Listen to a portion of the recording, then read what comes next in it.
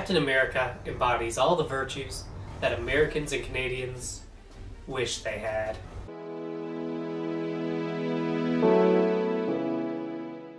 When Captain America begins, we are introduced to Steve Rogers, a young, skinny loser who just doesn't know when to quit. After attempting to join the draft for World War II for the quillionth time, he's propositioned with a top-secret mission that would turn him into a super soldier. And without hesitation, he grabs the opportunity to become all that he can be.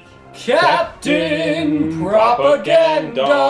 A personal icon for the American military. However, after finding out that his best friend Bucky has gone MIA, Rogers sets out to save his life, and along the way, learns of a sinister plot that threatens the world. And thus Captain America goes on a mission to save the world. Growing up, the Captain was easily my favorite of the Avengers, most likely fueled by my love for history. However, when I found out they were making his movie back in 2010, I was like a kid in a candy store.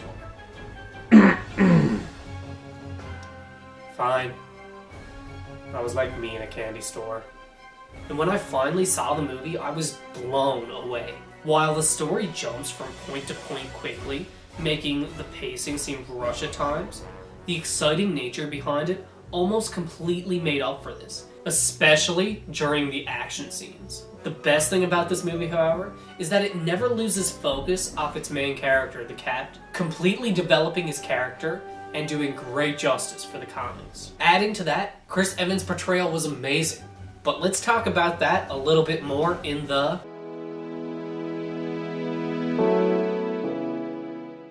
The cast for the First Avenger all fit their characters. Some weren't as amazing as others, but none were horrible. Chris Evans played Captain America and was without question my favorite of the casting choices. He completely embodied what I remember reading in the comics when I was a child. Peggy Carter plays Cap's love interest, and she was phenomenal. In fact, she's my favorite love interest throughout all of the Marvel Cinematic Universe. Hugo Weaving plays the Red Skull, and he owns the role. In fact, he's probably my favorite villain in the MCU to date. Bucky was also portrayed really well, but we'll get a little bit more into that in our next review.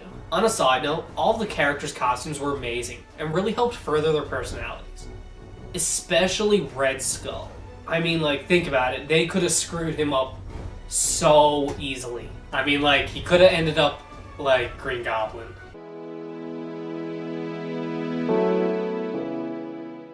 The Blu-ray quality for Captain America the First Avenger was awesome. Both the visuals and the audio were handled quite well, and at no point did I feel under or overwhelmed. The CGI was great, but I don't think it was the focus of the movie, which I'm fine with. The score is very reminiscent of American propaganda from World War II, which I believe was used to create a comedic tone, which honestly didn't do it for me.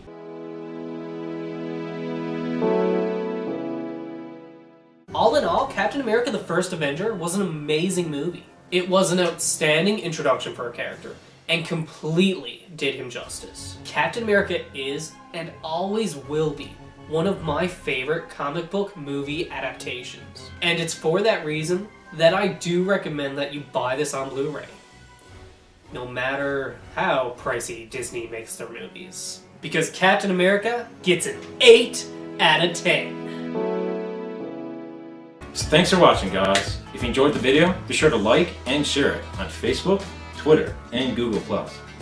All the links for those can be found in the description below.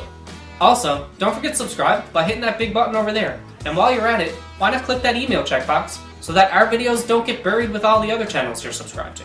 I'm Zach. And I'm Kyle. And we're Battlefront Productions. Really? You mean the subscribe button bigger than those? Well, it is pretty nice.